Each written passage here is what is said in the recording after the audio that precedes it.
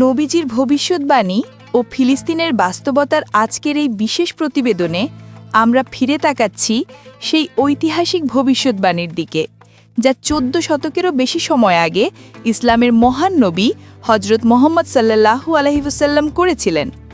ফিলিস্তিন, যে ভূমি একদিকে নবীর ভূমি, অন্যদিকে শতাব্দীর পর শতাব্দী ধরে জুলুম নির্যাতনের কেন্দ্রবিন্দু। হাদিসের আলোকে কি বলেছিলেন রাসূল সাল্লাল্লাহু আলাইহি ওয়াসাল্লাম, আর আজ আমরা কি দেখছি বাস্তবে?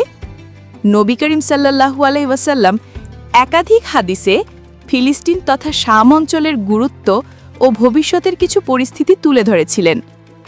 আবু দাউদ শরীফের একটি হাদিসে নবী করিম সাল্লাল্লাহু আলাইহি ওয়াসাল্লাম বলেছেন, তোমরা শাম দেশে থাকো, কারণ তা আল্লাহর শ্রেষ্ঠতম ভূমি, যেখানে তিনি তার সৃষ্টিকে সমবেত করবেন। এছাড়াও সহিহ মুসলিমের এক হাদিসে তিনি বলেন, শেষ জামানায় মুসলমানদের একটি দল সর্বদা সত্যের উপর প্রতিষ্ঠিত থাকবে, কেউ তাদের ক্ষতি করতে পারবে না, যতক্ষণ না আল্লাহর হুকুম আসে। সাহাবীরা জিজ্ঞেস করলে তিনি বলেন, তারা হবে বাইতুল মুকাদ্দাস ও তার আশপাশের মানুষ। এই হাদিসগুলো থেকে বোঝা যায় ফিলিস্তিন ও এর আশপাশের অঞ্চল, যেমন বাইতুল মুকাদ্দাস বা আল আকসা, সবসময় মুসলমানদের ইমানি পরীক্ষার স্থান হবে। আজ সেই ভবিষ্যৎবাণী যেন চোখের সামনে বাস্তব হয়ে ধরা দিচ্ছে।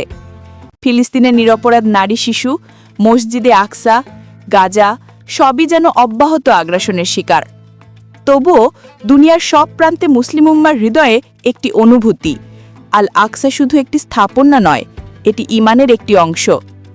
ধর্ম গবেষকরা বলেন, নবীজির হাদিস শুধু ধর্মীয় উপদেশ নয়, বরং তা ভবিষ্যতের স্পষ্ট দিক নির্দেশনাও।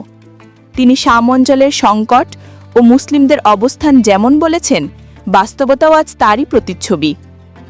ফিলিস্তিন কেবল একটি ভৌগোলিক নাম নয়, এটি মুসলিম উম্মার হৃদয়ের স্পন্দন। নবীজির ভবিষ্যৎবাণী আজ যেন নতুন করে স্মরণ করিয়ে দেয়, সত্য ও জুলুমের সংঘর্ষ চিরকালীন, আর আল্লাহর ওয়াদা, সত্যের বিজয় অবশ্যম্ভাবী। হে আল্লাহ, ফিলিস্তিনের মজলুম ভাইবোনদের হেফাজত করো এবং আমাদের সেই কাফেলার অংশ বানাও যারা সত্যের পক্ষে অবিচল থাকবে, যেভাবে নবীজি সাল্লাল্লাহু আলাইহি ওয়াসাল্লাম ভবিষ্যৎবাণী করেছেন।